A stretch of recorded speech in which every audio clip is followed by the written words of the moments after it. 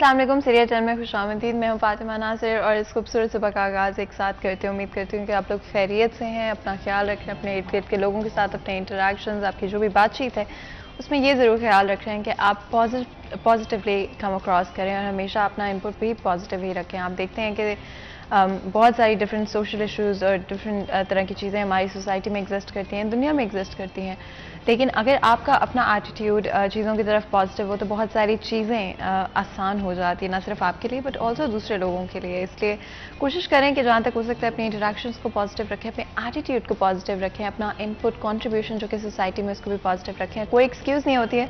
I think हम हमेशा excuse देते हैं कि दूसरे लोग किस तरह के हैं, लेकिन at the end of the day आपका अपना क्या बिहेवियर है वो सबसे ज़्यादा मैटर करता है। अगर आप अपने आप को सही कर सकते हैं, दुरुस्त कर सकते हैं, करेक्ट कर सकते हैं, क्रिटिकली अपने आप को सबसे पहले एनालाइज कर सकते हैं, तभी आप दूसरों को कोई सजेशंस दे सकते हैं। अगर आप खुद अपने आप को बेहतर नहीं कर पा रहे हैं, अपनी ही खामियां, अपनी ही जो गलत चीज़ें हैं उनको एक्सेप्ट नहीं करते हैं, तो किसी और को तो कुछ भी नहीं कहा जा सकता और ना ही आप एक अच्छी एग्जाम्पल सेट कर रहे होंगे।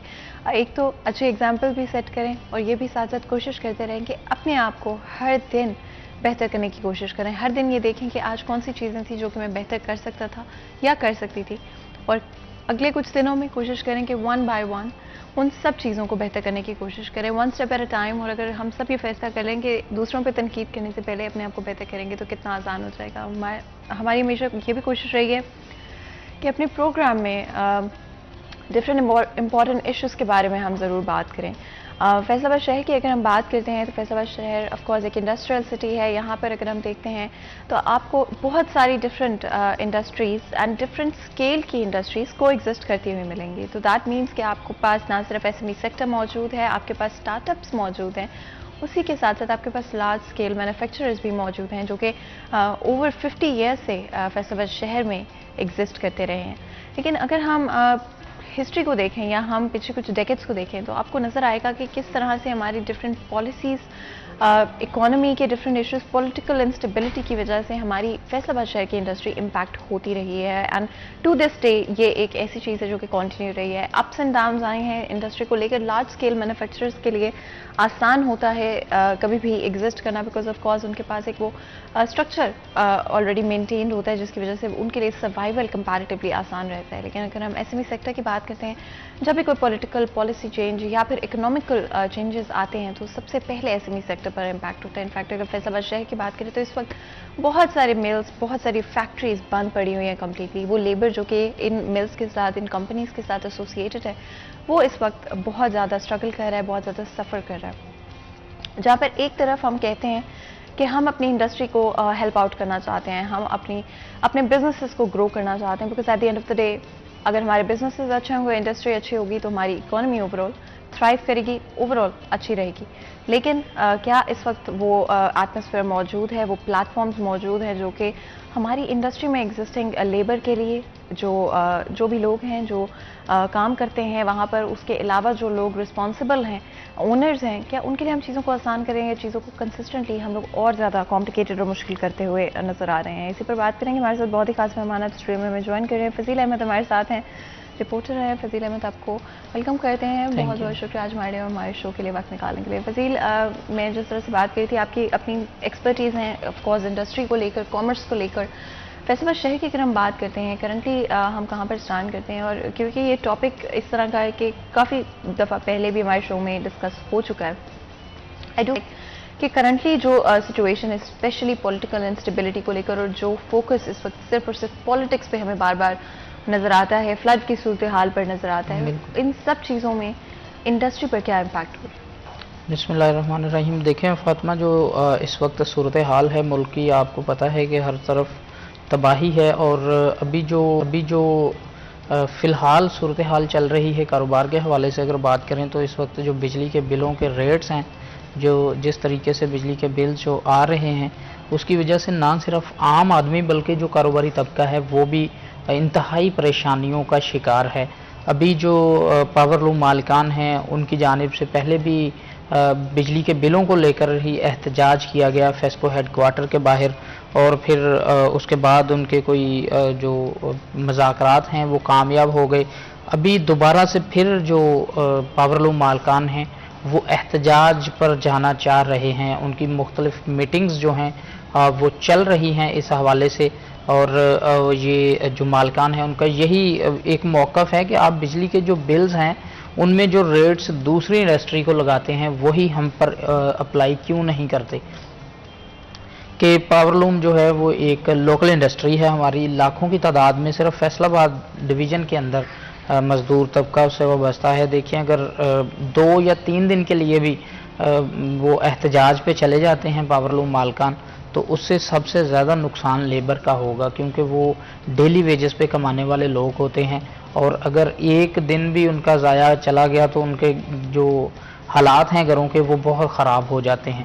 اور اس کے بعد پھر آپ کے شہر کے اندر جب احتجاج ہوتے ہیں تو آمد و رفت میں بھی لوگوں کو مشکلات پیش آتی ہیں. اس کے بعد اور سی بہت سارے جو آپ کے روڈز بند ہونے کی وجہ سے ترسیلات کا نظام بھی متاثر ہوتا ہے. تو اس سے پہلے کہ ایسا کوئی بھی جو سچویشن ہے ایسی کریٹ ہو, تو حکومت کو چاہیے کہ وہ جس طریقے سے 4 سال سے تقریباً پاور لوم مالکان جو ہیں وہ اپنے مطالبات اٹھائے پھر رہے ہیں, لیکن کوئی ان کی داد رسی کرنے والا نہیں ہے.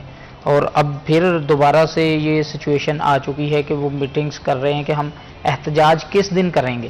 انہوں نے صرف یہ ڈیسائیڈ کرنا ہے دن, احتجاج کرنے کا انہوں نے سوچ لیا ہے اور وہ یہ فیصلہ کر چکے ہیں. بجلی کے بلز اتنے زیادہ آ رہے ہیں کہ وہ فیکٹریاں بند کرنے پہ مجبور ہیں. اگر ان کی سنتے ہیں تو وہ کہتے ہیں کہ ہم اتنے بلز کہاں سے دیں, ہم مزدوروں کو مزدوری بھی دیں اور پھر مہنگا کاٹن جو ہے دھاگا جو ہے وہ بھی خریدیں, اس کے بعد ٹیکسز بھی دیں, بجلی کے بلوں میں ٹیکسز بھی دیں, تو ہم کہاں سے فیکٹریاں چلائیں. اگر وہ فیکٹریاں بند کرتے ہیں تو آپ کے ملک کے اندر بے روزگاری جو ہے وہ بڑھ جائے گی. تو مہنگائی پہلے ہی اس حد تک بڑھ چکی ہے کہ عام جو آدمی ہے اس کا گزارا کرنا اس وقت مشکل ہو چکا ہے. تو ایک دہاڑی دار یا مزدور کا کیا حالات ہوں گے, اس کے گھر کی کیا سچویشن ہوگی, یہ اندازہ لگایا جا سکتا ہے.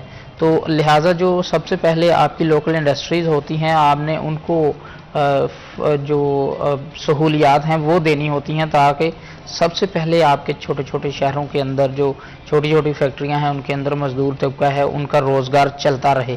تاکہ اگر مہنگائی دیکھیں, مہنگائی اس وقت انٹرنیشنل ایشو ہے, صرف پاکستان کے اندر نہیں ہے, لیکن بدقسمتی سے پاکستان کے اندر مہنگائی جو ہے وہ انٹرنیشنل لیول پہ جیسے بڑھ رہی ہے اس سے کہیں زیادہ بڑھ رہی ہے, اور پھر بے روزگاری جو ہے وہ بھی دن بدن بڑھتی جا رہی ہے. فضیل, ایک احتجاج بھی کیا جا رہا ہے, اسی حوالے سے تھوڑا سا بتائے گا اس کے بارے میں.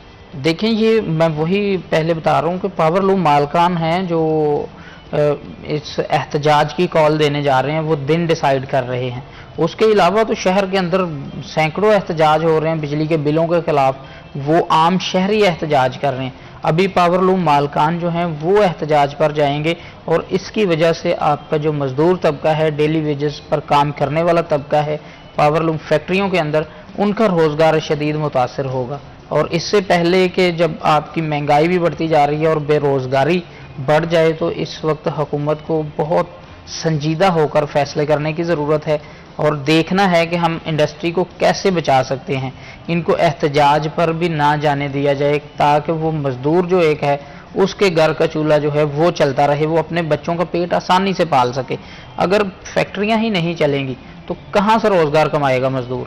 اگر احتجاج پر مالکان جائیں گے تو مجبوراً مزدوروں کو بھی جانا پڑے گا ان کے ساتھ, کیونکہ یہ دیکھیں اگر مزدور نہیں جائیں گے, وہ ان کے ساتھ جا کر نہیں کھڑے ہوں گے, تو کل کو کوئی مالک یہ بھی کہہ سکتا ہے کہ آپ کل سے کام پر نہ آنا, وہ پھر اس کی کون سننے والا ہے. فضیل, کیا امپیکٹ ہوا جو ہمارے ایکسپورٹ اسپیشلی کرنٹلی اتنے نہیں ہیں کمپیریٹیولی, اگر ہم پچھلے سال سے اس کو کمپیئر کریں تو کیا امپیکٹ ہے اس کا انڈسٹری کے اوپر؟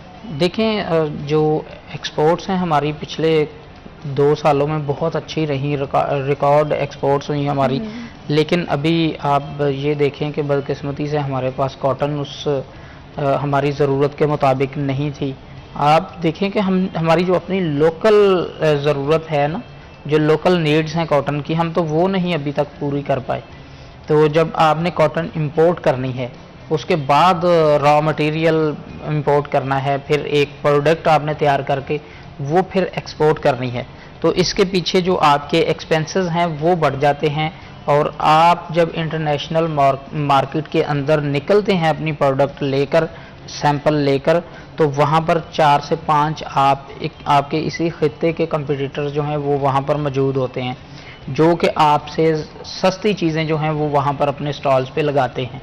اور جب آپ دیکھیں کہ اگر آپ ہوں یا میں ہوں، ایک جگہ پہ 4 سے 5 جگہ پہ ایک ہی چیز کو رکھا گیا ہو اور ان کی قیمت میں ڈفرینس ہو تو ہم نے سب سے پہلے اس سٹال پہ جانا ہے جہاں پہ وہی چیز جو ہے ہمیں سستی ملے گی، کیونکہ ہر بندہ اپنا فائدہ سوچتا ہے. تو جب پاکستان کے اندر آپ کی جو ایکسپنسز ہیں، آپ کی جو پیداواری لاگت ہے وہ زیادہ آتی ہے، تو آپ جب باہر کے ممالک میں جا کر اپنے سٹالز لگاتے ہیں، اپنی پروڈکٹس پیش کرتے ہیں، تو وہ ریٹس کی وجہ سے بھی بڑا فرق پڑتا ہے. اس کے بعد کچھ حالات ایسے ہمارے ملک کے اندر کچھ سیاسی صورتحال ایسی ہو گئی کہ اس کی وجہ سے بھی آپ کی جو ایکسپورٹ ہے وہ شدید متاثر ہوئی ہے ان دنوں کے اندر، پچھلے کچھ عرصے کے اندر تو زیادہ متاثر ہوئی ہے. تو سب سے پہلے جو حکومت ہوتی ہے کوئی بھی، اور خاص طور پر جو پالیسی میکرز ہوتے ہیں، ان کو یہ سوچنا چاہیے کہ ہمارے خطے کے اندر کون کون ہے جو ہمارے جیسی چیز بنا رہا ہے. فرض کریں ایک ٹی شرٹ کوئی بنا رہا ہے تو آپ اس سے کمپیئر کریں کہ وہ کہاں سے چیزیں اس کی خریدتا ہے، کتنے میں تیار کرتا ہے، وہ کتنا ریٹ انٹرنیشنل مارکیٹ کے اندر جا کر دیتا ہے. آپ اس کے مطابق اپنی انڈسٹری کو ریلیف دیں، اسی ریٹس پر وہ شرٹ اگر تیار ہوگی تو یقین کریں کہ پاکستان کی جو پروڈکٹس ہیں وہ پسند کی جاتی ہیں دنیا بھر میں نسبتاً دوسرے جو ہمارے کمپٹیٹرز ہیں ان کی نسبت. تو اگر آپ صرف جو اپنی انڈسٹری ہے اس کو ریلیف زیادہ سے زیادہ دے سکتے ہیں تو اس کی وجہ سے آپ کی ایکسپورٹ جو ہیں وہ اوپر جا سکتی ہیں. لیکن ہمارے جو پالیسی میکرز ہیں انہوں نے کبھی زحمت ہی نہیں کی کہ وہ اسٹیک ہولڈرز کو ساتھ بٹھا لیں، وہ پالیسیز جب بناتے ہیں ان سے مشورہ ہی کر لیں. اور اگر ایسا اب دیکھیں جو مل بیٹھ کر بات ہو جاتی ہے اسے بڑا فائدہ ہوتا ہے، کچھ آپ اگلے سے سیکھتے ہیں، کچھ وہ آپ سے سیکھتے ہیں، اور پھر جو مشاورت کے ساتھ فیصلے ہوتے ہیں وہ بڑے پاورفل ہوتے ہیں، اور اس کا جو فائدہ ہے وہ ایک ایکسپورٹرز کو بھی ملے گا، جو ہمارا ملک ہے اس کو بھی ملے گا، کیونکہ جب ایکسپورٹس بڑھیں گی ہمارا ریونیو بڑھے گا تو اس سے ہماری ملک کی معیشت جو ہے وہ بہتر ہوگی. فضیل، جب ہم اپنی کرنٹ سچویشن کو دیکھتے ہیں کافی افسوسناک ہے، انفارچونیٹ بھی ہے، لیکن ریالٹی بھی یہی ہے کہ یہ ایگزسٹ کرتی ہے، اور جس کی وجہ سے نہ صرف ایکسپورٹس ڈیمیج ہو رہے ہیں، ہمارے کمپیٹیٹر کو کیوں ہم اینالائز نہیں کر پائے ان دا پاسٹ. اگر ہم انڈیا سے کمپیئر کریں یا بنگلہ دیش سے کمپیئر کریں اسپیشلی، تو آپ دیکھیں گے کہ کس طرح سے انہوں نے اپنی اکانومی کو شیپ کیا. In fact India is now the 5th largest economy in the world, and I think سوائے اس چیز کے کہ they have a lot more people, لیکن اگر اس سے کمپیئر کریں تو وہاں پہ پاورٹی بھی زیادہ ہے، الٹریسی بھی زیادہ ہے، ڈفرینٹ ادر ایشوز بھی وہاں پہ ایگزسٹ کرتے ہیں. بٹ ایک اچھی آپ دیکھیں اگر ان کی پلاننگ اچھی رہی، انہوں نے اپنی جو ویکنیسز تھیں جہاں پر وہ فال بیک کرتے تھے اس کو ختم کرنے کی کوشش کی، اس کو ٹارگٹ کیا ایک بڑے ہی اسٹریٹیجک طریقے سے. بالکل. کیا ہم وہ نہیں کر سکتے؟ دیکھیں جو انڈیا نے چیزیں کی ہیں، سب سے پہلے تو انہوں نے جو سٹیپس لیے ہیں کہ انہوں نے اپنی امپورٹس پر بہت قابو پایا ہے. دیکھیں جب ملک کا آپ کا امپورٹ کا گراف جو ہے وہ اوپر جائے گا، ایکسپورٹ نیچے جائیں گی، تو آپ کیسے سوچ سکتے ہیں کہ آپ کے ملک کی معیشت جو ہے وہ بہتر ہوگی. سب سے پہلے انہوں نے جو ایکسپورٹ میں آپ کی چیزیں استعمال ہونی ہیں آپ وہی اتنی زیادہ امپورٹ کرتے ہیں کہ وہ آپ کی ایکسپورٹ کا بھی ویسے فائدہ ملک کو نہیں پہنچتا جیسے پہنچنا چاہیے. دوسرا جو ہمارے کمپٹیٹرز ہیں ان کو کبھی بھی ہمارے پالیسی میکرز نے نہیں دیکھا کہ وہ کیسے کام کرتے ہیں. یقین کریں کہ اگر آپ صرف ان کو دیکھ لیں، ان کو دیکھ کر ہی چیزیں سیکھ جائیں تو یہ 5 سے 10 سال میں آپ کا ملک جو ہے وہ بہت بہتر سٹیج پر آ کے کھڑا ہوگا. لیکن ہم نہ تو ان سے چیزیں سیکھتے ہیں، نہ ان کو دیکھ کے ہی کرنے کی کوشش کرتے ہیں. سب سے پہلے آپ دیکھیں کہ جو کاٹن ہے، کاٹن ہم کبھی کہتے ہیں انڈیا سے امپورٹ کر لیں، کبھی ہم کہتے ہیں جی انڈیا سے کرنی ہے دبئی کے راستے کر لیں. آپ اپنے ملک میں کیوں اگانا چھوڑی آپ نے کاٹن؟ ایک آپ کو پتہ ہے کہ وہ بنیادی ضرورت ہے آپ کی ایکسپورٹ کی، اور آپ کو یہ بھی پتہ ہے کہ ٹیکسٹائل ایکسپورٹ آپ کی سب سے زیادہ اہم ہے آپ کی معیشت میں کردار ادا کرنے کی. پھر بھی آپ نے وہ اگانا چھوڑ دی، اس میں کس کا قصور ہے؟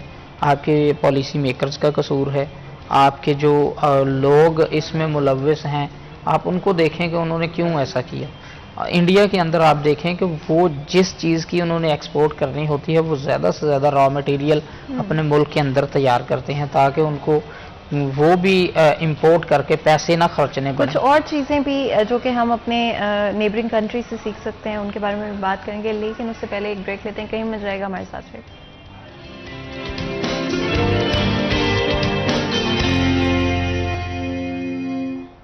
ویلکم بیک سیریز 10 میں ایک دفعہ پھر آپ کو خوش آمدید کہتے ہیں۔ بریک میں جانے سے پہلے گفتگو جاری تھی، بات کریں انڈسٹری کے حوالے سے کس طرح سے ہم اپنے نیبرنگ کنٹری سے سیکھ سکتے ہیں۔ India is now the 5th largest economy in the world, اور اگر ہم دیکھتے ہیں تو ان کی ریسورسز اور ہماری ریسورسز میں بہت ڈفرینس نہیں ہے۔ ایک میجر ڈفرینس جو کہ پاپولیشن کے حوالے سے، سائز کے حوالے سے، اینڈ آف کورس اس کی وجہ سے جو پاورٹی وہاں پر زیادہ ہے، نمبرز وہاں پر زیادہ ہیں، ان امپلائمنٹ، الٹریسی اور بہت ساری ڈفرینٹ چیزیں جو کہ پاپولیشن سے ریلیٹ کر وہاں پر زیادہ ہیں۔ اوورآل اگر ہم اپنی جغرافیکل چیزوں کو دیکھتے ہیں تو سملر ریسورسز ہیں، سملر لینڈسکیپ ہے انڈیا اور پاکستان میں، جس کی وجہ سے آئی تھنک ہمارے لیے یہ ایک لرننگ لیسن بھی ثابت ہو سکتا ہے کہ کس طرح سے ہم سیکھ سکتے ہیں۔ At the end of the day آپ کے اپنے پولیٹیکلی کیا ڈفرینسز ہیں وہ ایک سائڈ پہ رکھتے ہوئے اور کیا کانفلکٹس ان فیکٹ ہیں، آپ سیکھ ضرور سکتے ہیں جب بھی آپ اگر اس طرح کی ایگزامپل دیکھتے ہیں جہاں پر انہوں نے اپنی ویکنیسز کو اپنی کمزوری نہیں بننے دیا بلکہ ایکچولی میں اس کو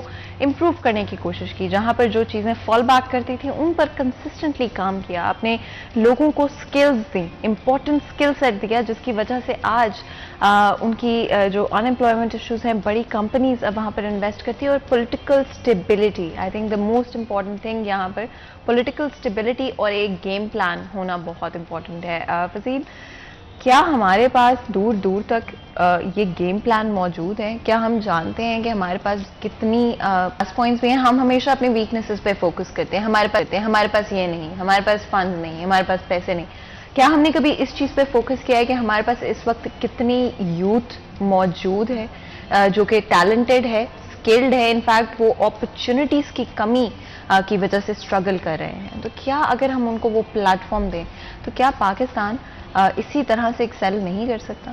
دیکھیں، جو انڈیا کی آپ نے بات کی ہے انہوں نے سب سے پہلے ٹیکنالوجی پہ بہت فوکس کیا، کیونکہ ان کو یہ پتہ بھی تھا اور وہ یہ جان چکے تھے بات کہ یہ دور ہی اب ٹیکنالوجی کا ہے، اس کے بغیر ہم ترقی نہیں کر سکتے۔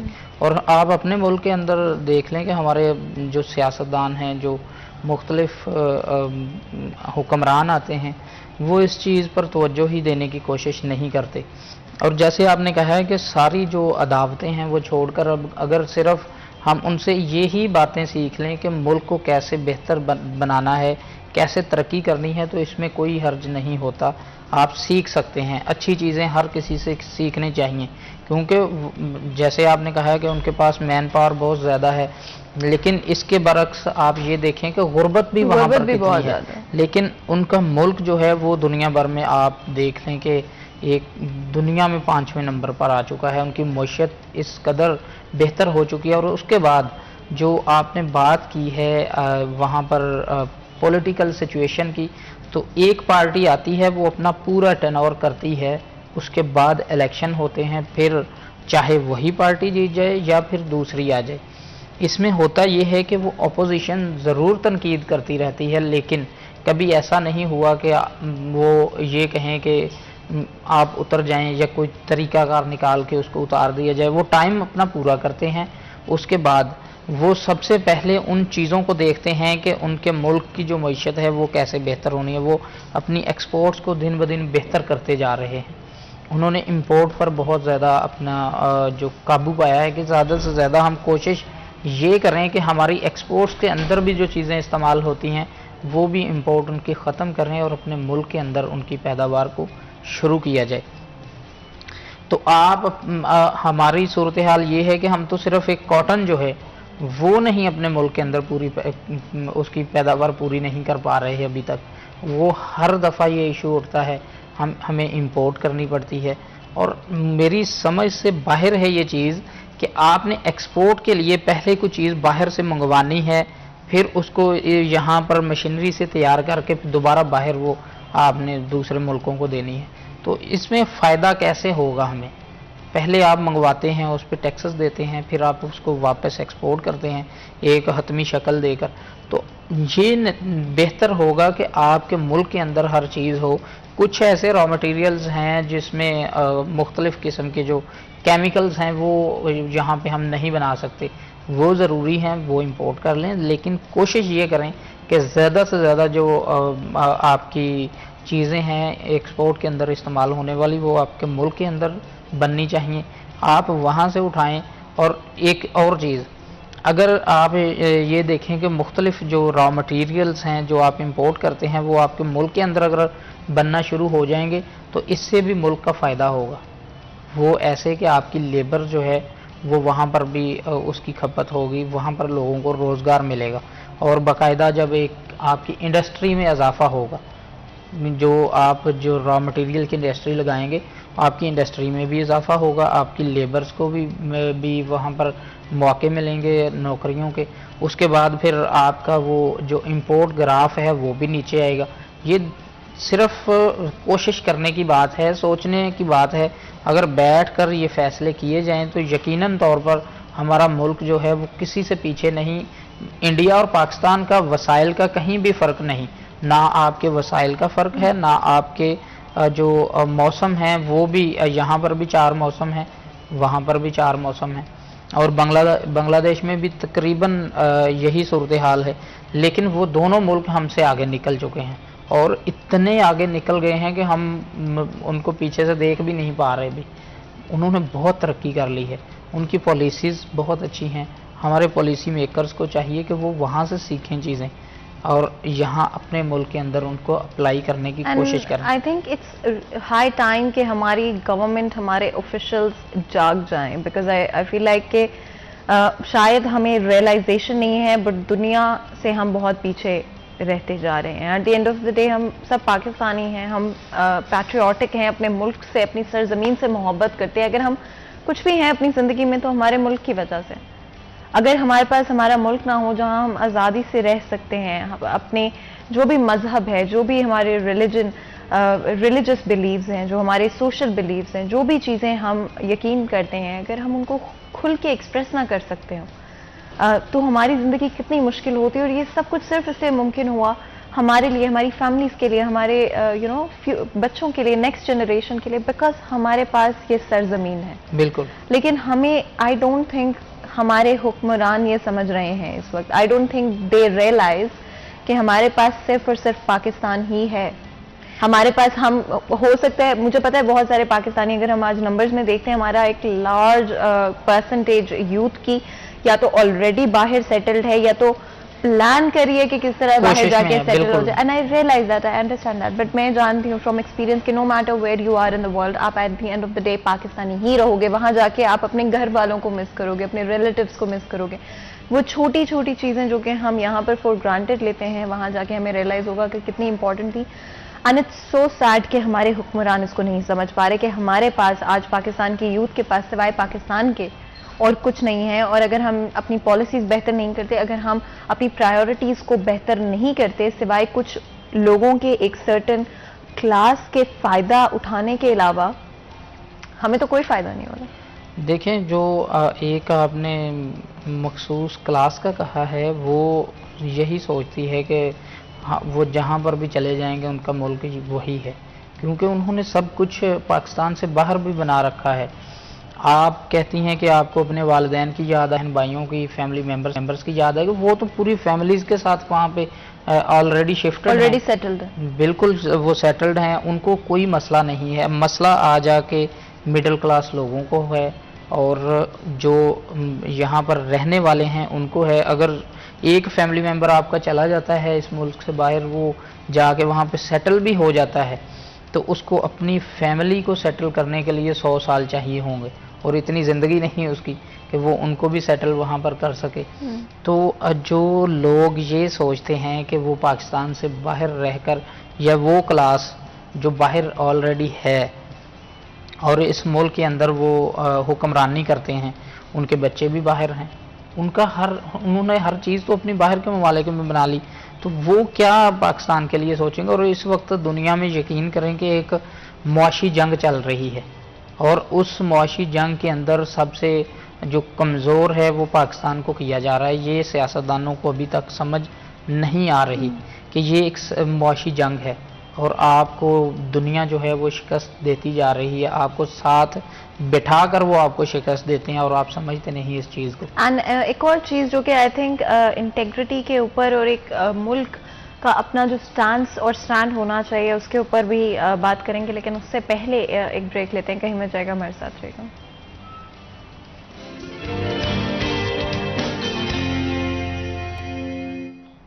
Welcome back. سٹی ایٹ 10 میں ایک دفعہ پھر آپ کو خوش آمدید کہتے ہیں. بریک میں جانے سے پہلے گفتگو جاری تھی. آج ہماری کوشش رہی کہ ڈفرینٹ اینگل سے ہمارے جو اکنامک ایشوز ہیں ان کو کور کرنے کی کوشش کریں، اسپیشلی جو اس وقت پریشر محسوس ہوتا ہے ہمیں ہماری انڈسٹری کے اوپر، اس کے بارے میں بات کریں. نیبرنگ کنٹری سے ہم کیا سیکھ سکتے ہیں، کس طرح سے ہم اپنے آپ کو امپروو اور بہتر کر سکتے ہیں. At the end of the day ہمارے کچھ اسٹرکچر کے لحاظ سے کچھ ایشوز ہیں. ہمارا جو اکنامک اس وقت لے آؤٹ ہے ملک میں، آئی تھنک وہ کچھ لوگوں کے لیے فیوریبل ہے اور باقی سب کے لیے بہت مشکل ہے اس کے اندر سروائیو کرنا. ہم اگر ایس ایم ای سیکٹر کی بات کرتے ہیں تو آئی تھنک سب سے زیادہ ان سب پالیسی چینجز، انسٹیبلٹی کا اثر ایس ایم ای سیکٹر کے اوپر ہوا ہے. فضیل، ہمارا S M E sector largely contribute کرتا ہے جی ڈی پی کے اندر.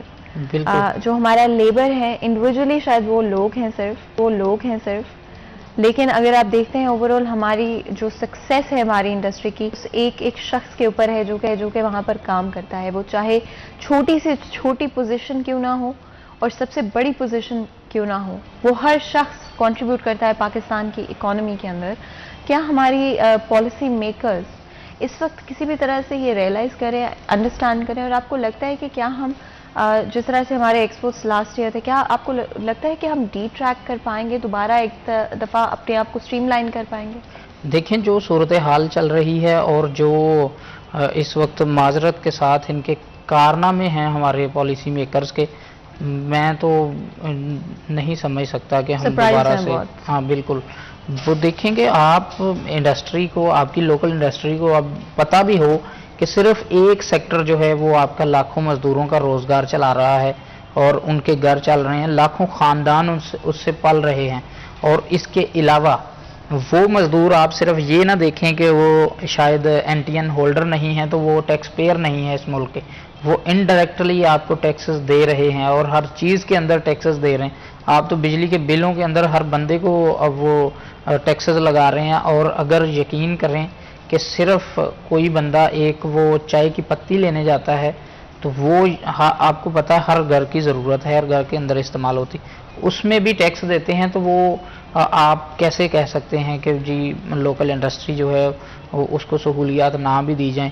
تو آپ کی سب سے زیادہ معیشت میں بھی اہم کردار ہے آپ کی لوکل انڈسٹری کا. جو چھوٹے چھوٹے یونٹس ہیں، وہ پاور لوم ہو، وہ آپ کی ایمبرائڈری ہو، یا جو بھی آپ کی لوکل انڈسٹریز ہیں چھوٹے شہروں میں، بڑے شہروں میں، جہاں پہ بھی لگی، اور آپ صرف ان کو یہ چیزیں چھوڑ کے صرف آپ یہ سوچنا شروع کر دیں نا کہ آپ کے ملک کے اندر وہ بے روزگاری کو قابو کیے ہوئے ہیں اور مزدوروں کو روزگار دے رہے ہیں، بے روزگاری ختم کر رہے ہیں، تو یہ بہت ویلڈ پوائنٹ ہوگا. آپ پھر بھی ان کو سہولیات دیں کیونکہ وہ آپ کے شہریوں کو جابز دے رہے ہیں، آپ کے ملک کے اندر بے روزگاری کم کر رہے ہیں. اچھا فضیل، ایک اور امپورٹنٹ چیز، and correct me if I am wrong, but ہماری جو ابھی الیکٹرسٹی پرائسز کو زیادہ کیا گیا ہے، فیول پرائسز زیادہ کی گئی ہیں، at the end of the day especially جہاں پہ ٹیکسیشن بھی انکریز کر دی گئی ہے، اور یہ کہہ کر کہ ہمیں اپنی اکانومی کو ہم اسٹیبلائز کرنے کی کوشش کریں. کیا آپ کو لگتا ہے کہ لانگ ٹرم میں اس کا کوئی فائدہ ہوتا ہوا نظر آئے گا انڈسٹری کو؟ کیونکہ اگر آپ ٹیکسز زیادہ لے رہے ہیں، الیکٹرسٹی زیادہ لے رہے ہیں، آف کورس کام کم ہو رہا ہے، آرڈرز ہی اتنے نہیں ہیں ہماری اس وقت انڈسٹری کے پاس، لیکن فائدہ ہے کوئی اس کا؟ دیکھیں جو یہ باتیں سیاستدانوں کی ہیں کہ جی ہم ملک کی معیشت کی بہتری کے لیے ٹیکسز لگا رہے ہیں، تو آپ نے تو پچھلے 50 سال سے ٹیکسز لے رہے ہیں لوگوں سے، کیوں نہیں معیشت کو ٹھیک کیا؟ ابھی آپ نے ڈبل ٹیکسز 5 سال ہو چکے ہیں عوام کو، وہ ٹیکسز کی دلدل میں پھنسے ہوئے ہیں، لیکن آپ کی معیشت پھر بہتر نہیں ہوئی. آپ کا ڈالر پھر بھی دیکھیں کہاں پر ڈبل ہو چکا ہے اس وقت. دیکھیں ٹیکسز دینا ہر شہری کا فرض ہے، ہر پاکستانی کا فرض ہے، لیکن وہ آپ ایسے نہ کریں کہ اگلا بندہ جو ہے وہ اپنے گھر کی چیزیں بیچنے پر مجبور ہو جائے، یہ تو پھر انصاف نہیں ہوگا۔ یہ تو آپ دیکھیں کہ اس وقت لوگ اتنے پریشان ہیں کہ وہ صرف بجلی کا بل جو ہے وہی ادا کرتے ہیں، تو ان کی جیب میں باقی پیسہ نہیں بچتا کہ وہ گھر کے لیے کوئی راشن ہی لے آئیں، اتنے زیادہ بل آ رہے ہیں۔ آپ اگر باہر جا کر نکلیں تو 3 مرلے کے لوگوں کے گھر ہیں جہاں پہ وہ رہائش پذیر ہیں، اور 3 مرلے کے گھر کا بل یقین کریں 30,000 35,000 آ رہا ہے۔ وہ یہ نہیں کہ 3 مرلے کا گھر بڑا آؤٹ کلاس آؤٹ سٹینڈنگ بنا ہوا ہے، وہ اے سی چلاتے ہیں۔ وہ دہاڑی دار طبقہ ہے، اس نے اے سی کہاں سے چلانا ہے؟ وہ تو سوچ بھی نہیں سکتا۔ سب سے پہلے وہ لاکھ سوا لاکھ کا اے سی کہاں سے لے کر آئے گا جو روزانہ کی بنیاد پر کماتا ہے اور کما کے کھا لیتا ہے؟ تو یہ آپ دیکھیں کہ اگر اتنے زیادہ ان کو بل آ رہے ہیں، وہ 500 700 800 کمانے والا ایک مزدور ہے، تو اس کا تو وہ بھی بجلی کا بل بھی پورا نہیں ہو رہا۔ تو آپ ٹیکسز لے رہے ہیں سب سے، لیکن اس کے لیے کوئی طریقہ کار بنائیں، کیونکہ ٹیکسز تو ہر بندہ پہلے ہی آلریڈی دے رہا ہے۔ انڈائریکٹلی جو ٹیکسز اکٹھے ہوتے ہیں آپ ان کا حساب دیں قوم کو، کہاں پر جاتے ہیں وہ۔ احتساب تو ہر چیز کا پھر ہونا چاہیے۔ دیکھیں جو ڈائریکٹلی ٹیکس دیتے ہیں ان کا تو پتہ چل جاتا ہے، لیکن معذرت سے یہاں ان کا بھی پتہ نہیں چلتا کہ وہ بھی کدھر جا رہے ہیں ٹیکسز۔ لیکن انڈائریکٹلی ہر بندہ ٹیکس دے رہا ہے، آپ کا مزدور، آپ کا ہر شہری، جاب ہولڈر، تمام تو انڈائریکٹلی گورنمنٹ کو ٹیکس پے کر رہے ہیں، اور یہ فرض بھی ہے ہمارا، اور انڈائریکٹلی نہیں ڈائریکٹلی بھی دینا چاہیے سب کو، لیکن اس کے عوض آپ کو سہولیات بھی ویسے ہی دینی چاہیے جیسے آپ باہر کے ممالک کی جو مثالیں ہیں وہ دیتے ہیں کہ وہاں پر اتنا ٹیکس دیتے ہیں لوگ، اتنا ٹیکس دیتے ہیں لوگ، اور وہاں پر یہ بھی بتائیں آپ کہ ان کو صحت کی سہولیات کیسے دی جاتی ہیں، تعلیم کیسی ان کو دی جاتی ہے، اس کے بعد ہر جو بچہ ہے یا پھر جو بوڑھا ہو جاتا ہے اس کی ذمہ داری کیسے گورنمنٹ اٹھاتی ہے، وہ چیزیں بھی لوگوں کو بتائیں نا۔ وہ نہیں بتاتے کیونکہ وہ خود کرنی پڑنی ہیں، اور جو صرف لینا ہے اس کا بتانا ہے لوگوں کو، جو دینا ہے اس کے عوض اس کا نہیں بتانا، تو یہ زیادتی ہے۔ اس کے لیے تمام، میں صرف کسی ایک کو نشانہ نہیں بنا رہا، ہمارے تمام جو سیاسی جماعتیں ہیں، تمام وہ لوگ جو اس ملک کے حکمران ہیں، ان کو اس چیز پر توجہ دینے کی ضرورت ہے کہ ہم نے اپنے لوگوں کو کس طرح سہولیات دینی ہے، کس طرح اپنے ملک کی معیشت کو بہتر بنانا ہے، کس طرح ہم نے اپنی انڈسٹری کو اوپر لے کر جانا ہے تاکہ پاکستان دنیا کے ترقی یافتہ ممالک کی دوڑ میں شامل ہو سکے۔ فضیل، آئی تھنک ڈفرینٹ، ہم نے نہ صرف کمپیریزن بھی کیا بٹ آلسو اپنے ملک سے بھی کمپیریزن کر لیتے ہیں۔ اگر ہم ان دا پاسٹ دیکھتے ہیں تو ہماری انڈسٹری کو ہم نے کافی اپس اینڈ ڈاؤن سے گزرتے ہوئے دیکھا ہے۔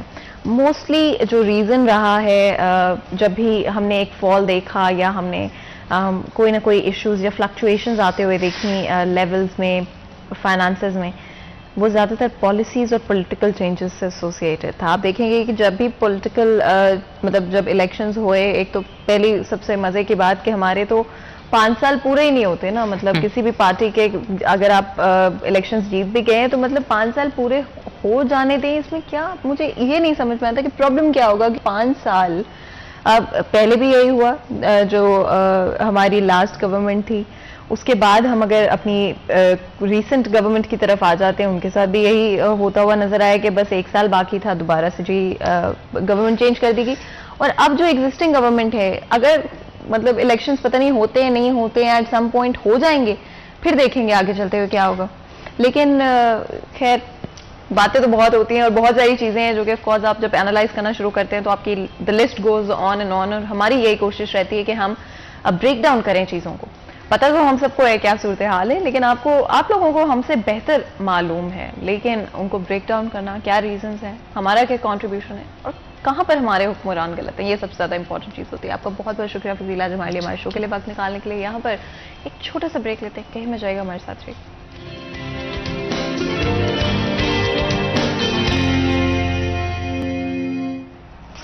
वेलकम बैक सिटी चैनल में एक दफ़ा फिर आपको खुशामदीद कहते हैं। ब्रेक में जाने से पहले गुफ्तगू जारी थी क्योंकि आज हमारा जो फर्स्ट हाफ था, इवन तो हम कॉमर्स और इंडस्ट्रीज़ की बात कर रहे थे, हम किस तरह से फैसलाबाद शहर एक मेजर कंट्रीब्यूटर है हमारी जीडीपी के अंदर। ऑफ कोर्स डिफरेंट इश्यूज़ जो कि इस वक्त हमारी इंडस्ट्री फेस कर रही है, और इंडस्ट्री से जुड़े हुए सब लोग, चाहे वो एसएमई सेक्टर के साथ जुड़े हुए हों या फिर अगर इनफैक्ट लार्ज स्केल मैन्युफैक्चरर्स की भी अगर हम बात करते हैं, वहाँ पर भी आपको डिफरेंट इश्यूज़ एग्जिस्ट करते हुए नजर आते हैं। बट हर दफ़ा आई थिंक स्पेशली जब हम डिफरेंट इश्यूज़ की बात कर रहे थे और उसका क्या इम्पैक्ट पाकिस्तानी लोगों के ऊपर हो रहा है, तो आई थिंक थोड़ा सा पैट्रियाटिक और इमोशनल हम सब हो जाते हैं। डेफिनेटली वो चीज़ मैंने नोटिस की है पर्सनली, कि जब हम इस तरह के टॉपिक्स पर बात करते हैं, जहाँ हम स्पेशली पाकिस्तान के बारे में बात करते थे, तो हम सब शायद थोड़े से इमोशनल हो जाते हैं, जज्बाती हो जाते हैं, but in a good and positive way. और उसी जज्बे को, उसी जो कनेक्शन है हमारे मुल्क के साथ, हमारी सरजमीन के साथ, उसको आगे बढ़ाते हुए हमारा जो नेक्स्ट हाफ है वो स्पोर्ट्स के हवाले से होगा। अगर हम अपनी सरजमीन की बात करते हैं, पाकिस्तान की बात करते हैं,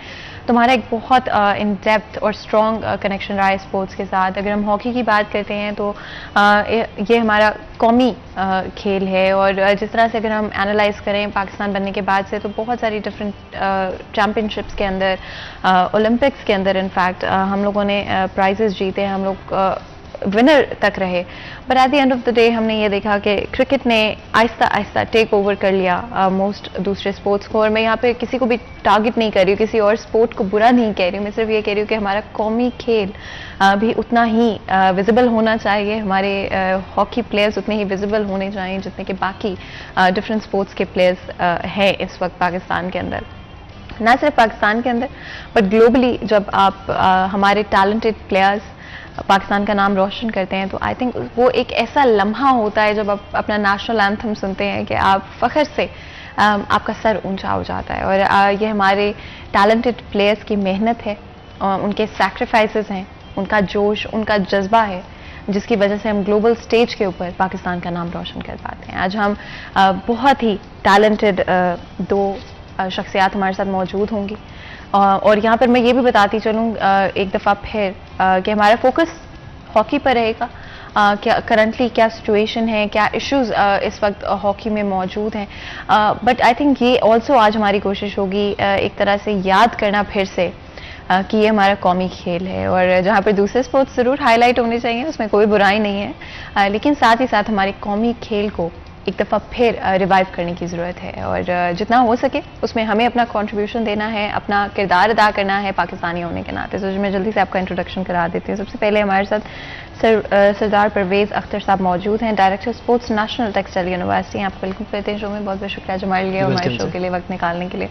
इसी के साथ राव सलीम नाजिम साहब भी हमारे साथ मौजूद हैं, जो कि 1976 ओलंपिक्स मॉन्ट्रियल में टीम प्लेयर है हॉकी के, और आपकी टीम जीती भी। और आई थिंक सबसे खूबसूरत लम्हा पाकिस्तान के लिए वही होता है, जिस तरह मैंने कहा कि जब आप अपना नेशनल एंथम सुनते हो, और उसे हम सब का फख्र, ना सिर्फ टीम का और प्लेयर्स का, बट वो जज्बा, वो जोश, उस लम्हे में आप क्या महसूस कर रहे थे जब पाकिस्तान का नाम लिया गया?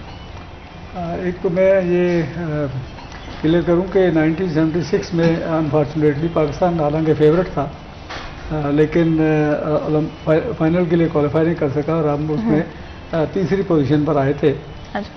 ब्रॉन्ज मेडल पाकिस्तान ने जीता था और विक्ट्री स्टैंड पर मौजूद थे, और नेशनल एंथम और नेशनल फ्लैग जो कि उस वक्त, और ओलंपिक्स एक उसको खेलों की महराज कहा जाता है। इसमें तकरीबन 156 के करीब वर्ल्ड के कंट्रीज जो हैं वो पार्टिसिपेट करते हैं, और जो दैट इज़ अनबिलीवेबल कि जब पाकिस्तान का परचम जो है वो फ्लैग जो है वो हाई हो रहा होता है और नेशनल एंथम बज रहा होता है, और तमाम जो पार्टिसिपेंट होते हैं वो स्टैंड टू होते हैं उसके एहतराम में। तो उस वक्त जिसमें एक अजीब सी जो है ना झुरझरी सी महसूस होती है, और हमें अपनी एक इनफरादी शख्सियत मालूम होती है कि हम किस मुल्क से ताल्लुक़ रखते हैं, और वहाँ पे हमारा मुल्क जो है वो इस वक्त किस बिना पे पहचाना जा रहा है। एंड ये जिस तरह आपने बताया, and I do feel like कि वो लम्हा जो है वो जिस तरह आपने कहा कि एक एहसास होता है, एक आपके अजीब ही آپ کو محسوس ہو رہا ہوتا ہے. آئی تھنک جب بھی ہم دوسرے لوگ بھی جو دیکھ رہے ہوتے ہیں آئی تھنک ان کے لیے بھی یہ وہی احساس ہوتا ہے اور وہی محسوس ہوتا ہے. کرنٹلی اگر ہم بات کرتے ہیں تو آئی تھنک ہم اپنے قومی کھیل سے بہت دور ہو گئے ہیں, اور آج اگر ہم دیکھتے ہیں تو وہ ہائی جو ہمارے پاس شاید 70s کے اندر موجود تھا وہ آج ہمارے پاس ہاکی میں موجود نہیں ہے. اگری کریں گے اس بات سے؟ بالکل ایسے ہی ہے, ڈیفینیٹلی میں ایگری کرتا ہوں, کیونکہ ڈکلائن آف ہاکی جو ہوئی ہے وہ اس کی بہت ساری اس کے بہائنڈ ریزن ہے. سب سے پہلی ریزن تو یہ ہے کہ لاسٹ گورنمنٹ جو گئی ہے انہوں نے پاکستان میں جو سپورٹس کا انفراسٹرکچر تھا اس کو ہی تبدیل کرنے کی کوشش کی ہے. اس میں کیا ہوا کہ جب انہوں نے اس انفراسٹرکچر کو چینج کیا تو جو ڈپارٹمنٹل سپورٹس ہے وہ بند ہو گئی. آپ یہ دیکھیں کہ جب ڈپارٹمنٹل سپورٹس بند ہو گئی ہے تو اس سے ریلیٹڈ کتنی فیملیوں کے جو چولہے ہیں, گھر کے چولہے ہیں, وہ بجھ گئے. اور اس کے علاوہ آپ یہ دیکھ لیں کہ بہت سارے پاکستان پلیئر مختلف گیموں کے, صرف ہاکی کے نہیں, وہ بیچارے موٹر سائیکل رکشہ چلانے پر مجبور ہو گئے ہیں. چاہیے تو یہ تھا کہ جس طرح ہمارے پرائم منسٹر عمران خان صاحب خود سپورٹس مین ہیں اور ورلڈ لیول کے ہیں اور سپورٹس ہی ان کی پہچان ہے, دین وہ سیاست میں آئے اور وزیر اعظم بنے اور آج کل بھی وہ عروج پہ جا رہے ہیں. میں یہ کہوں گا کہ انہوں نے بذات خود یہ ایک ڈیسیژن جو کیا نا وہ پاکستان کے معاشرے کو مد نظر رکھ کے نہیں کیا. انہوں نے یورپین سٹائل کو یہاں پہ لانے کی کوشش کی ہے, مگر اس یورپین سٹائل میں آپ کے گھر کا چولہا نہیں جل سکتا جب تک کہ آپ کو کہیں پہ کوئی نوکری ہو, تبھی آپ جو اپنے گھر کا چولہا چلا سکتے ہیں. نہیں تو دیکھا جائے تو کیونکہ میں نیشنل ٹیکسٹائل یونیورسٹی جو فیڈرل گورنمنٹ کی اس میں ڈائریکٹر سپورٹس ہوں, جب میں بچوں کو کہتا ہوں کہ بیٹا آؤ ہاکی کھیلو, آؤ آپ کبڈی کھیلو, آؤ آپ فٹ بال کھیلو, تو وہ کہتے ہیں سوری سر ہم نہیں کھیلیں گے کیونکہ اس کا آگے فیوچر نہیں ہے, ہم کیوں اپنا ٹائم ضائع کریں. نہ تو آپ کے کوئی سپورٹس کوٹا ہے, نہ آپ ہماری کوئی فیسیں معاف کرتے ہیں, نہ آپ ہمیں کوئی انسینٹیو دیتے ہیں, تو ہم کیوں اپنا ٹائم ضائع کریں. اس لیے جو اب میری ریکویسٹ ہے, جو بھی گورنمنٹ آئے, جو ہو گیا سو ہو گیا. ابھی آپ دیکھیں لاسٹ ٹائم ابھی کامن ویلتھ گیم ہوئے ہیں, وہاں پہ ندیم ارشد نے پاکستان کا نام روشن کیا ہے, جھنڈا بلند کیا پاکستان کا, نو بٹ نے کیا ہے, اور اس کی محنت کے پیچھے جو ہے وہ ارشد ستار ہیں, ڈائریکٹر سپورٹس ہیں پنجاب وہ UCP کے, اور سیکٹری ہیں پاکستان کشتی یہ کیا کہتے ہیں اس کو ریسلنگ کے. تو ابھی چاہیے تو ہمیں یہ ہے کہ جب ان لوگوں کو بلایا گیا, آپ یہ دیکھیں کہ وہاں پہ ان بیچاروں نے ریکویسٹ کی ہے سب نے, انہوں نے کہا پرائم منسٹر جو موجودہ ہیں شہباز شریف صاحب کو کہا کہ خدا کے لیے ہمارا جو ڈپارٹمنٹ ہے اس کو بحال کریں, ہمارے گھر کے چولہے تو چلیں. تو اس لیے میری تو یہی ریکویسٹ ہے کہ جو بھی گورنمنٹ آئے, یہ پلیئرز جو ہیں کسی بھی معاشرے کا چہرہ ہے اور فیس ہیں, یہ جب جاتے ہیں جا کے یہ ریپرزینٹ کرتے ہیں تو پاکستان, وہاں پہ کوئی انڈیویجول نہیں ہوتا, وہاں پہ پاکستان اور یہ گرین شرٹ ہوتی ہے. تو جتنی دیر تک ان کو اکنامیکلی سیٹسفیکشن نہیں ہوگی یہ رزلٹ نہیں دے سکیں گے. تو ابھی راؤ سلیم نوزم صاحب بیٹھے ہوئے ہیں ساتھ, یہ اولمپئنز ہیں اور یہ نیشنل بینک میں ایز اے اسپورٹس مین ان کی جاب ہوئی تھی, اور جتنے بھی بڑے بڑے اولمپئن ہیں یہاں پہ ہاکی کے, کرکٹ کے, فٹ بال کے, والی بال کے, ان کو دیکھ لیں وہ سب کے سب اسپورٹس بیسس پہ ہوئے ہیں, اور ان کا کرائٹیریا کیا ہوتا تھا, میٹرک اور ساتھ میں پاکستان کلر, وہ ایون کے گریڈ 17 میں بھی ہو سکتے تھے. اب حال یہ ہے کہ بندے جو ہیں وہ MA پڑھے بھی ہیں, MPhil بھی کیا ہوا ہے, بیچارے رول رہے ہیں. اگر کوئی ان کو لیتا ہے تو کانٹریکٹ بیس پہ لیتا ہے یا ڈیلی ویجز پہ لیتا ہے. جب ان کی ایج ہے کھیلنے کی وہ کھیلتے ہیں, اور خدا نہ خواستہ کوئی انجری ہو جائے تو اس بچے کا فیوچر تباہ ہو جاتا ہے, اس کی نوکری سیو نہیں ہے, تو وہ کیا کھیلے گا پاکستان کے لیے. آپ نے بالکل صحیح کہا کہ فائنینشیل ایسپیکٹ بڑا امپورٹنٹ ہوتا ہے. At the end of the day آپ ایز این ایڈلٹ آپ کے اوپر رسپانسبلٹیز ہوتی ہیں, وہ چاہے آپ سنگل ہوں یا آپ کی شادی ہو چکی ہو. At the end of the day either way آپ کے اوپر رسپانسبلٹی ضرور ہوتی ہے اپنے فائنانسز کو لے کر, اور وہ ایک بڑا امپورٹنٹ رول پلے کرتی ہے اس چیز میں کہ آپ کتنے کمیٹڈ اور ڈیڈیکیٹڈ ہوں گے کسی بھی اسپورٹ کی طرف. اسپیشلی راؤ صاحب آپ کے ایکسپیرینس میں آج اگر آپ دیکھتے ہیں ہاکی کے جو ڈائنامکس آج آپ کو نظر آتے ہیں ملک کے اندر, کس طرح سے پلیئرز کو فیور کیا جاتا ہے یا فیور نہیں کیا جاتا جس طرح سے 70s کے اندر یا 80s کے اندر کیا جاتا تھا. ایکچولی جو صحیح بات ہے وہ تو یہ ہے کہ کسی بھی اراء میں हमारे पास हॉकी का इंफ्रास्ट्रक्चर मौजूद नहीं था। नहीं था। ये एक नेशनल टैलेंट था। जब 1960 में पहली दफ़ा पाकिस्तान की टीम रोम ओलंपिक्स में जीत कर आई, तो उस वक्त के प्रेसिडेंट जनरल अयूब खान थे। तो जब वो जीत के आई तो और सेपरेशन के बाद, इंडिपेंडेंस के बाद, वो पहला बड़ा इवेंट था वर्ल्ड लेवल पे जिसमें पाकिस्तान ने गोल्ड मेडल जीता, और वो that was a great achievement. उस वक्त अयूब खान साहब को महसूस हुआ कि ये एक ऑनर है कंट्री के लिए, और एक नुमाइशी मैच पे उनको इनवाइट किया गया कि ये हमारी टीम जो है ये गोल्ड मेडल जीत के आई है। तो उस पर उनको किसी ने एडवाइस किया होगा या उनके अपनी ख्वाहिश होगी कि this game should be declared as national game. उसको सिर्फ नेशनल गेम जो है वो तो अनाउंस कर दिया गया, लेकिन उसके लिए कोई इंफ्रास्ट्रक्चर जो है वो फ्रेम नहीं किया गया। और उस वक्त नेचुरल टैलेंट था, टीमें जीती रहीं, 3 दफ़ा ओलंपिक जीते, 4 दफ़ा वर्ल्ड कप जीते, 3 दफ़ा चैम्पियंस ट्रॉफी जीते, Asia cup, Asian champion trophy बेशुमार दफ़ा जीते। लेकिन ये बड़ा ड्रॉबैक था कि कभी भी पॉजिटिव या नेगेटिव कोई प्लानिंग जो है वो सामने नहीं आई कि इस जीत को हमने किस तरह बरकरार रखना है। जहाँ तक फाइनेंसिस का तल्लक है, तो एक तो ये है कि क्रिकेट जो है ये एक प्रोफेशनल गेम है। वो उनके अपनी फीसेस हैं, वो पैसे लेते हैं खेलने के, उनका एग्रीमेंट साइन होता है, जबकि हॉकी जो है ये इमेच्योर गेम है। तो इसमें यही एक इंसेंटिव था कि बच्चों को जॉब मिलते थे, और जॉब भी जो डिपार्टमेंट से उस वक्त चूँकि हॉकी का ग्लैमर था, हम जीत रहे थे वर्ल्ड लेवल पे, हमारा नाम था। कहीं भी एक बच्चा अगर हॉकी पकड़ के खड़ा होता था तो गोरे देख के कहते कि पाकिस्तान, उनको पता था कि हॉकी जो है ये पाकिस्तान का नाम है। 1975 वर्ल्ड कप जब फाइनल से एक दिन पहले जो एक बड़ा खाना होता है, उसमें सारे पार्टिसिपेंट जो है वो शामिल होते हैं और मिक्स गैदरिंग होती है। तो लकीली मैं जिस टेबल पे था, तो उससे साथ वाली टेबल पे उस वक्त के जो FIH के प्रेसिडेंट थे रैनी फ्रैंक, और हमारे सीनियर वाइस प्रेसिडेंट थे और टीम के मैनेजर थे कर्नल अली इक़्तिदार शाह दारा मरहूम, जो कि बरसगीर हॉकी बहुत बड़ा नाम था। तो वो दोनों आपस में उनकी एक्सचेंज हो रही थी। जो रैनी फ्रैंक थे वो ये कह रहे थे कि look mister Dara, this is not fair that every time India Pakistan clashing into the final, there must be some remedy that one team should be from Europe and one team from Asia that can revive the hockey in Europe। एक ये वक्त था। तो उसके बाद फिर उन्होंने ये प्लानिंग की कि हम किस तरह एशियंस को डोमिनेट कर सकते हैं, जबकि एशियंस ने इंक्लूडिंग इंडिया, क्योंकि एशिया में इंडिया और पाकिस्तान की दो बड़ी उस वक्त हॉकी के जायंट्स थे, इन्होंने कोई उस बारे में नहीं सोचा कि हॉकी को किस तरह। फिर वो एस्ट्रोटर्फ को ले आए। एस्ट्रोटर्फ हमें फाइनेंशियली और इकोनॉमिकली हमारे लिए वो बड़ी नुकसानदेह थी एशियन टीम के लिए, एशियन कंट्रीज़ के लिए। 4-4.5 करोड़ की एस्ट्रोटर्फ सिर्फ, उसके लेइंग और उसके बाकी अखराजात 8 करोड़ में एक पड़ जाती है। तो हमारे जैसा मुल्क जो है वो अफोर्ड नहीं करता। अब जबकि सारी हॉकी जो है वो इसके ऊपर खेली जा रही है, ग्रास के ऊपर खेलने का फ़ायदा कोई नहीं है। अब देखें, आप अगर बेल्जियम को हम देखें जो इस वक्त वर्ल्ड चैम्पियन है और ओलंपिक चैम्पियन है, उसकी सिर्फ आबादी जो है वो 56 लाख, जबकि हम 22 करोड़ के हैं। पिछले 5 साल से भी पता नहीं बहुत बढ़ गए होंगे।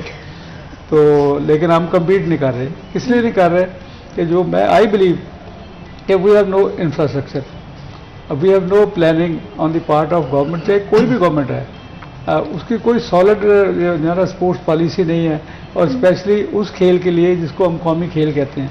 अब ये कौमी खेल जो है ये सिर्फ कागज़ों में रह गया है, बाकी प्रैक्टिकली इसके लिए अब जैसे पिछली गवर्नमेंट में एक सर्कुलर हुआ कि जी स्पोर्ट्स डिपार्टमेंट जो है ख़त्म कर दिए जाएं, और उसकी जगह पे एक अल्टरनेट उन्होंने दिया कि जी ये ऐसे होगा। लेकिन जैसे परवेज साहब ने कहा कि वो एक जो यूरोपीय माशरा था उसमें वो लीग और उस तरह के सिस्टम खेले जाते हैं। हमारा जो कंट्री है वो उसको अफोर्ड नहीं करता। हमारी बेसिक नीड जो है किसी भी लेवल पे, और हॉकी में स्पेशली कोई इतनी बड़ी फैमिलीज़ के लोग जो हैं वो नहीं आते। मीडियोकर फैमिलीज़ के लोग हॉकी खेलते हैं, तो उनकी जो बेसिक नीड होती है वो ब्रेड एंड बटर होता है। तो वो अगर चलता है तो उनका जो शौक़ है वो बरकरार रहता है। तीसरा मैं ये कहूँगा कि ये डिजिटल सिलसिला शुरू हो गया, बच्चों की एक्टिविटीज़ जो हैं वो शेयर हो गई। पहले ये इतना नहीं था। अभी तो यानी स्पोर्ट्स के अलावा जो फैमिलीज़ के जो मामलात हैं वो भी काफ़ी तौर पे आप देखेंगे डिस्टर्ब नजर आते हैं कि हर बच्चा वो लेके बैठा हुआ है। तो फिर भी मैं बिलीव करता हूँ कि पाकिस्तान में किसी भी खेल में, अभी लास्ट जो बर्मिंघम में हुआ है कॉमनवेल्थ गेम, पाकिस्तान ने बड़ी अच्छी परफॉर्मेंस दी है, इंडिविजुअल परफॉर्मेंस बहुत अच्छी है पाकिस्तान की। तो ये इट इंडिकेट्स कि हमारे पास कितना टैलेंट है। उसको ज़रूरत है ग्रूमिंग की, उसको ज़रूरत है फाइनेंसिस की। एंड प्रॉपर अगर आपके पास फैसिलिटीज़ हों तो आई थिंक जो अभी अगर हम परफॉर्म इतना अच्छा कर रहे हैं तो इमेजिन करें कि अगर we do have all the facilities और हमारे प्लेयर्स को हर तरह से financially in other forms reward किया जाए उनकी मेहनत के लिए, तो चीज़ें कितनी बेहतर हो सकती हैं और परफॉर्मेंस कितनी ज़्यादा हो सकती है। लेकिन उससे पहले कि मज़ीद गुफ्तगू करें, एक ब्रेक लेते हैं, कहीं मत जाइएगा, हमारे साथ रहिएगा।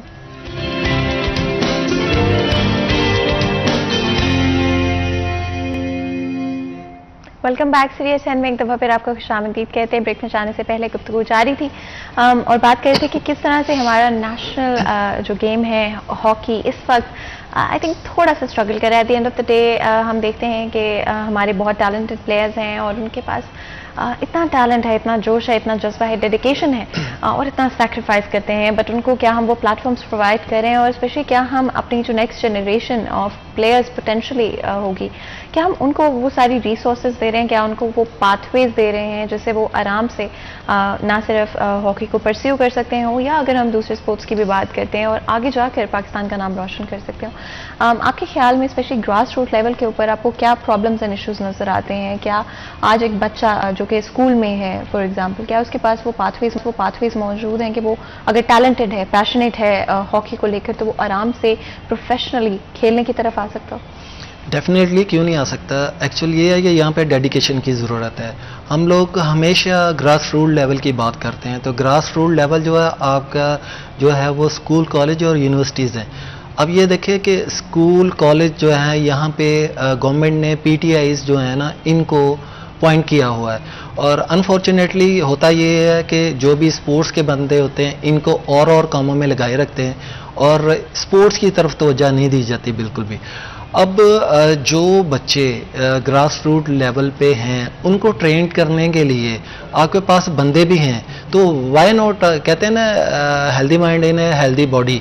तो आपके सामने है कि ये सारी चीज़ें कब होंगी, कौन करेगा। मेरी जो फैसलाबाद के DEO एजुकेशन है उनसे रिक्वेस्ट है कि आप जिन स्कूल कॉलेजेस में ग्राउंडें हैं वहाँ पे इन बच्चों का जो PTI साहबान उन्होंने रखे हुए हैं, सैलरी ले रहे हैं, इनको जिस काम के लिए रखा हुआ है वही काम इनसे लें। इनको कहें कि बच्चों को वहाँ पे मुख्तलिफ गेम्स जो हैं उनके पीरियड जो है ना वो होने चाहिए और ट्रेंड जो अमला है वो होना चाहिए इनके पास, जो उनको बेसिक्स बता सके कि हमारी बेसिक्स ये है।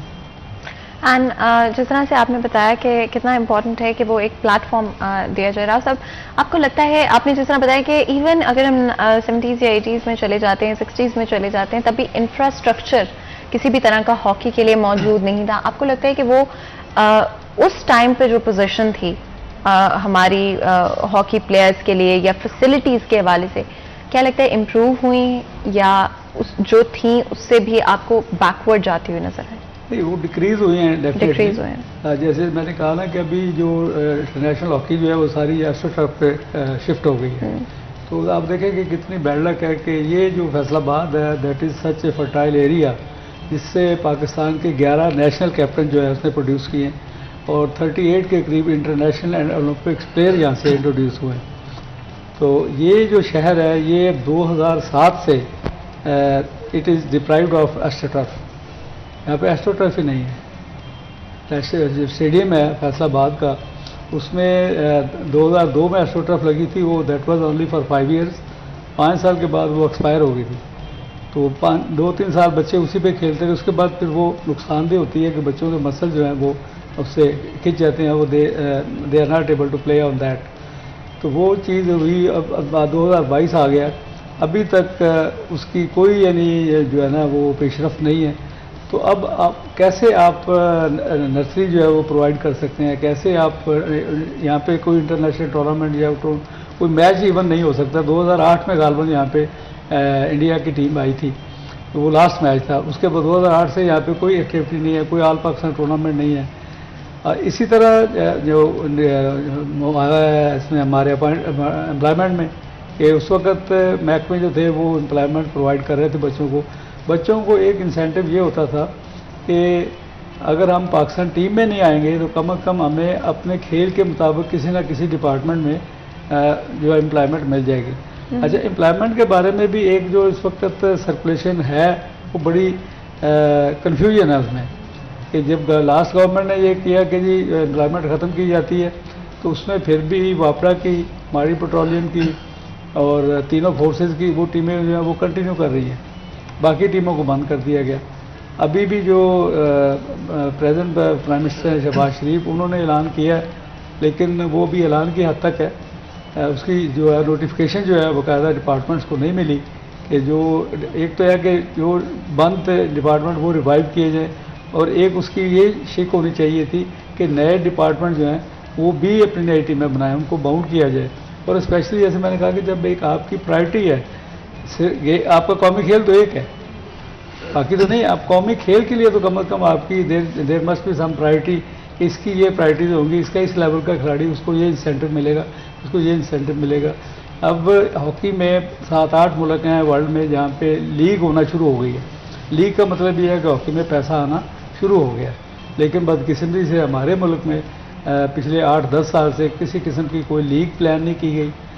और मैं इसको हॉकी फेडरेशन को भी इसका जिम्मेदार करार देता हूँ कि वो लोग ज़ाहिर है they are paid for it, जो भी उनके एम्प्लॉइज सेक्रेटरीज वगैरह होते हैं वो उनकी बाकायदा तनख्वाह है, वो पैसे लेते हैं इस चीज़ के, तो उनका भी ये काम है कि वो उसको अपने इंफ्रास्ट्रक्चर को कैसे स्ट्रॉन्ग कर सकते हैं और किस तरह से वो 2012 में लास्ट हमने ओलंपिक खेला है, पिछले 2 ओलंपिक्स में हम क्वालिफाई नहीं कर सके, हम पिछले 2 वर्ल्ड कप में हम क्वालिफाई नहीं कर सके, तो लेकिन कोई इसकी प्लानिंग हमारे सामने नहीं आ रही, सिवाय ये हम एक रोना जरूर होते हैं कि जी पैसा नहीं है, पैसा नहीं है। और पैसा तो मेरी इतलात के मुताबिक जो है सिंध गवर्नमेंट जो है वो हर साल 10 करोड़ रुपया पाकिस्तान हॉकी फेडरेशन को देती है। फेडरल गवर्नमेंट जो है वो 1 करोड़ के करीब ग्रांट जो है वो इनको देती है। फिर इनकी कराची में शॉप्स हैं अब्दुल तारीदी हॉकी स्टेडियम के इर्द गिर्द, वहाँ से तकरीबन 15 लाख के करीब वो मंथली इनको आता है।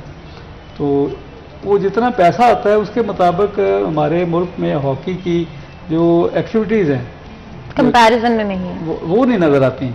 अगर वो हो रही हों और स्पेशली यूथ लेवल पे जो हम बात करते हैं, पाकिस्तान का जो गोल्डन टाइम था उसमें एट ए टाइम हमारे पास 3 टीमें थी, पाकिस्तान कलर यानी Pakistan senior team, Pakistan white team और Pakistan junior team. Junior team जो थी वो that was confined to under 19, under 20, और वो दे वर knocking at the door for the senior team. एक पोजीशन पे 3 खिलाड़ी आपके पास मौजूद थे, तो that was the golden time. और उसमें I must give credit to the late brigadier मंजूर हुसैन आतिफ कि उस जैसा एडमिनिस्ट्रेटर अगर पाकिस्तान हॉकी को दोबारा मिल जाए। और एयर मार्शल नूर खान, हालांकि ही नेवर प्लेड हॉकी, लेकिन ये था कि उनमें एक मैं तो आपको एक छोटी सी बात उनकी बता दूं कि उनकी कितना शौक़ था कि 78 का जो वर्ल्ड कप का कैंप था जो पाकिस्तान ने जीता, चौथा वर्ल्ड कप ब्यूनस आयर्स में, उसमें वो ग्राउंड में आ गए। वो शौक़ से वो स्क्वाश खेलते थे और इस वक्त वो PIA के चेयरमैन थे और हॉकी फेडरेशन के प्रेसिडेंट थे।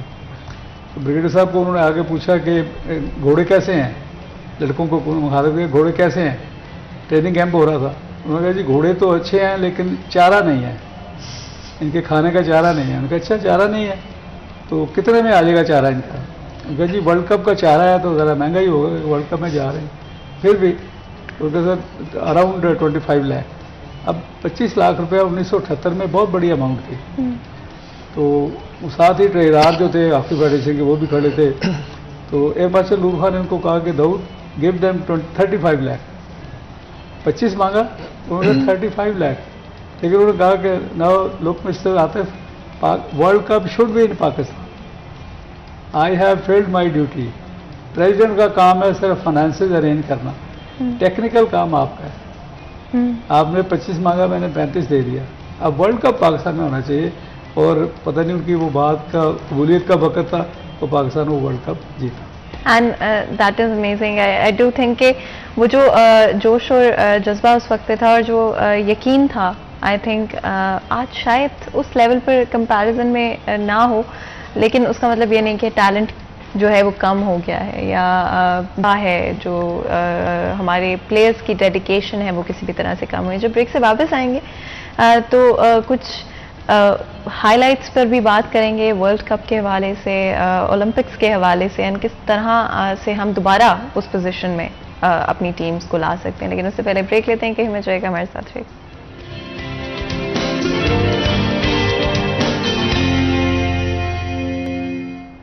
ویلکم بیک سیریز 10 میں ایک دفعہ پھر آپ کو خوش آمدید کہتے ہیں. بریک میں جانے سے پہلے گفتگو جاری تھی, بات کریں ہاکی کے حوالے سے, کس طرح سے دوبارہ سے ایک دفعہ ہم پاکستان میں اسپیشلی ہمارے پلیئرس کے لیے بیٹر سرکمسٹانسز لا سکتے ہیں, بیٹر اپرچونیٹیز لا سکتے ہیں, پلیٹ فارمس کو امپروو کر سکتے ہیں. آپ کے کریئر میں کون سا ایسا میچ رہا ہے جو سب سے انٹینس تھا, جہاں پر آپ کو لگا کہ شاید نہیں جیتیں گے ہم یہ میچ, لیکن جیت گئے؟ بہت سارے میچز ہوتے ہیں, اور اسپیشلی جب انڈیا پاکستان میچ ہو رہا, جس طرح آج کل کے دور میں کرکٹ پہ جنگ ہو رہی ہوتی ہے, اور جو بھی ٹیم جیتی ہے تو بارڈرز پہ فائرنگ ہونا شروع ہو جاتی ہیں اور بازار سنسان ہو جاتے ہیں. ڈیفینیٹلی ایسے ہی ہے, کافی موقع ایسے ہوئے, ورلڈ کپ میں بھی ہوا کہ جو ابھی لاسٹ ٹائم جب انڈیا گئی ہوئی تھی پاکستان کی ٹیم وہاں پہ کھیلنے کے لیے, تو وہ پاکستان کی ٹیم لوز کر رہی تھی 2-5 سے, مگر بچوں نے ہمت کی اور ان لوگوں نے بہت زیادہ محنت کی اور آخری دم تک لڑے اور یہ میچ انہوں نے جیتا ہے. اور جب انہوں نے سیلیبریشن کی, اپنی شرٹس اتار کے ہلائیں, تو FIH نے ان پہ پابندی لگا دی. تو یہ چیزیں ساری چلتی رہتی ہے. ہائی انٹینسو میچ, اور اسپیشلی انڈیا کو انڈیا میں ہرانا, اس کا مزہ ہی کچھ اور ہے. اور یہ تو کافی ساری میچز ہوتے رہتے ہیں, چلتا رہتا ہے.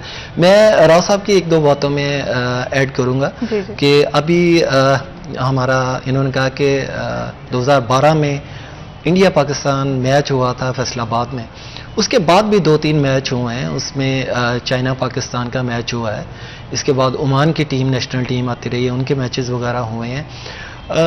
ہماری جو لوکل ایڈمنسٹریشن DHA وغیرہ ہے وہ کوشش کر رہے ہیں کہ ہم ہاکی کو سروائیو کریں, مگر انڈیویجول تو نہیں کر سکتے.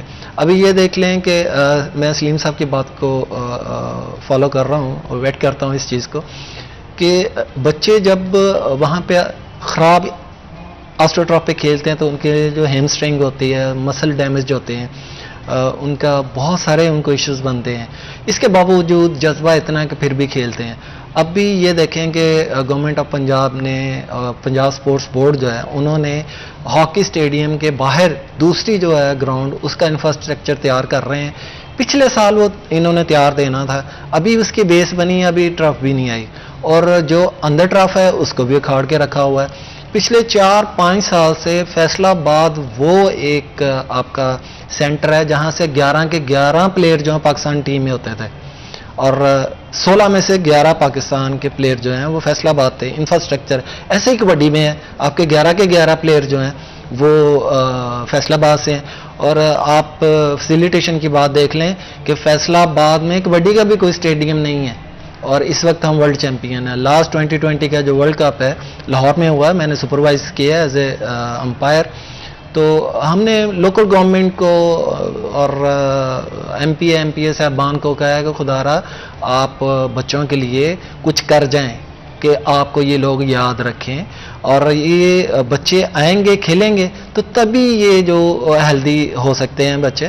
اور یہ جو آج کل سٹارٹ ہوا ہے, اندر بیٹھ کے PUBG کھیلتے رہتے ہیں, اور آپ یہ دیکھیں کہ آج کل کی بچیاں اور اسپیشلی بچے, ان کو وہ باڈی اسٹرکچر ہی نہیں ہے. ہم لوگ ان کو منع کرتے ہیں بیٹا یہ آپ برگر پیزے چھوڑیں اور آپ جو ہے نا نیچرل چیزیں ان کو کھائیں. اب یہ کہ میٹابولک سسٹم یہ برگر کھا رہے ہیں تو وہ بتاتا ہے جی میں تو فل ہوں, مگر جو ایک ہیلدی اور نارمل انسان اس کو 4500 کیلریز کی ضرورت ہوتی ہے ڈیلی, اور یہ جب صرف پیزا اور برگر وغیرہ کھاتے ہیں اور ساتھ میں کوک لیتے ہیں تو یہ تو آپ کے ویسے ہی جو کیلشیم ہے اس کو کل کرتے ہیں. ہم تو اسپیشلی یہی بچوں کو کہتے ہیں کہ بیٹا آپ یہ چیزوں چھوڑیں, اپنا ٹائم جو ہے نا ایکچوئل گراؤنڈوں میں آ کے اسپینڈ کریں تاکہ یہ نیشن ہیلدی ہو اور ہم کمپیٹ کر سکیں ورلڈ کو. اینڈ آئی تھنک جس طرح سے آپ نے کہا کہ at the end of the day کہ آپ کے لائف اسٹائل میں روٹیڈ ہوتا ہے. اگر آپ ایک اچھا پلیئر بننا چاہتے ہیں, کتنا سیکریفائز کرنا پڑتا ہے اگر آپ اسپورٹس میں پروفیشنلی اسپیشلی جانا چاہتے ہیں؟ بہت زیادہ سیکریفائز کرنا پڑتا ہے. آپ یہ دیکھ لیں کہ ہمارے کچھ پلیئر ایسے تھے کہ وہ پاکستان ٹیم کے ساتھ گئے ہوئے ہیں, میچ ہو رہا ہے, میچ ہونے سے 1 گھنٹہ پہلے پتہ چلا کہ ان کی والدہ کا انتقال ہو گیا ہے, مگر انہوں نے ڈیمورلائز نہیں ہوا. پاکستان کا جو فلیگ ہے اس کو بلند کرنے کے لیے انہوں نے بوسٹ اپ کیا ہے, اور وہ انہوں نے میچ کھیلے ہیں اور پاکستان کو میڈلز دلوائے ہیں. ابھی لاسٹ ٹائم آپ دیکھ لیں جو کرکٹ میں آپ کو پتا ہوگا یہ جو ایشیا کپ ہو رہا ہے, نسیم شاہ ہے, اس کی والدہ کا انتقال ہوا ہے. وہ اس نے میچ کھیلا ہے مگر باہر جب آ رہا تھا تو آپ نے دیکھا ہوگا تو وہ رو رہا تھا. کس کے لیے؟ پاکستان کے لیے, اس گرین شرٹ کے لیے. اور میں تو کہتا ہوں کہ جتنی سیکریفائز ہے یہ اسپورٹس مین اسپرٹ ہے. اگر ہم اپنی پریکٹیکل لائف میں لے آئیں تو یہ جو جھگڑے ہیں نا ہمارے, یہ سارے ختم ہو جائیں. یہ سیاستدانوں کے, وہ اس کو کھینچ رہا ہے, اس کو کھینچ رہا ہے, اور مر رہے ہیں جو میڈیا کا طبقہ ہے. تو اس میں ہر جگہ پہ جو ہے نا اسپورٹس مین اسپرٹ ہونی چاہیے. And without a doubt I do believe کہ اگر ایک چیز جو کہ اسپیشلی اسپورٹس مین میں آپ کو نظر آتی ہے, ان کا جو اسپرٹ ہے جو, اینڈ وہ نہ صرف گراؤنڈ میں یا فیلڈ میں بٹ ایکچولی میں زندگی میں بھی نظر آتا ہے. تو ایک ایٹیٹیوڈ آئی تھنک زندگی کو لے کر بڑا امپورٹنٹ ہوتا ہے, اینڈ وہ ہماری ہر جو ہے جنریشنز ہیں, جو نیکسٹ جنریشنز ہیں, ان میں ہونا بھی ضروری ہے, لڑکیوں میں بھی اور لڑکوں میں بھی. اگر کرنٹلی دیکھتے ہیں پولیٹیکلی جو سرکمسٹانسز ہے پاکستان کے, لگتا ہے کہ دوبارہ سے ہم اسپورٹس کے اوپر فوکس اپنا لا پائیں گے, اور کیا چیزیں, کیا سٹیپس ہونے چاہیے گورنمنٹ کے, اداروں کے, ایک دفعہ پھر نہ صرف ہاکی میں بٹ دوسرے اسپورٹس میں بچوں کو انکریج کرنے کا, پیرنٹس کو انکریج کرنے کا کہ وہ اپنے بچوں کو بھیجیں؟ سب سے پہلے تو میں یہ سمجھتا ہوں کہ گورنمنٹ کو, اور خاص طور جو ہماری ایجوکیشن منسٹری ہے, ایجوکیشن کی جو اتھارٹیز ہیں, ان کو یہ جو 5 مرلے 7 مرلے 10 مرلے کے اسکول ہیں ان پہ پابندی لگانی چاہیے. اس اسکول کو آپ الاؤ کریں اسکولنگ کے لیے جس کے پاس کم از کم ایک پلینگ گراؤنڈ ہو, کہ بچہ کوئی ہیلدی ایکٹیویٹی جو ہے اس کو نظر آتی ہو. اب بچہ گھر کے کمرے سے نکلتا ہے, اسکول کے کمرے میں چلا جاتا ہے, اس کی کوئی ایکٹیویٹی نہیں ہے. وہ جیسے پروفیسر صاحب نے کہا وہ برگر شرگر کو وہاں کھائے گا اور کچھ بھی نہیں ہے اس کا, وہ کھا کے برگر کو پڑھ کے وہاں سے واپس آ جائے گا, آ کے وہ موبائل پہ بیٹھ جائے گا. ایک تو یہ بڑا ہمیں لاس ہے کہ گراؤنڈ جو ہیں وہ, اور جو گراؤنڈز کسی کے اگر ہیں وہ ایسے کالج یا اسکول ہیں جنہوں نے اپنا ایسا اسٹینڈرڈ کیا ہوا ہے اپنے آپ کو کہ وہاں پہ عام آدمی جو ہے, عام بچہ جو ہے وہ وہاں جا کے کھیل نہیں سکتا. بچوں کے لیے یہ اپرچونیٹیز جو ہیں یہ بہت کم ہے کہ وہ جا کے اپنی کوئی فزیکل اسکلز جو ہے وہ وہاں پہ امپروو کر سکیں. دوسرا وہی ہم کہہ رہے ہیں کہ جو ہمارے انٹر اسکولز اور انٹر کالجیٹ اور انٹر یونیورسٹی جو کہ ایک صحیح سورس ہے آپ کو, یعنی اس کے لیے کہ پوٹینشیل آپ کو وہاں نظر آئے گا, وہ وہی ایج ہے ٹین ایجر جو ہیں, اس کے لیے کوئی کمپٹیشن نہیں ہے. اور یہ بھی میں سمجھتا ہوں کہ فیڈریشن کے علاوہ یہ گورنمنٹ کی جو ہے یہ مین ان کی پرائرٹیز میں ہونا چاہیے. جب آپ کسی بھی اسکول میں آپ چلے جائیں اس کے ساتھ ایک اسپورٹس فنڈ جو ہے وہ باقاعدہ لیا جاتا ہے ہر سال, ہر فیس کے ساتھ لیا جاتا ہے.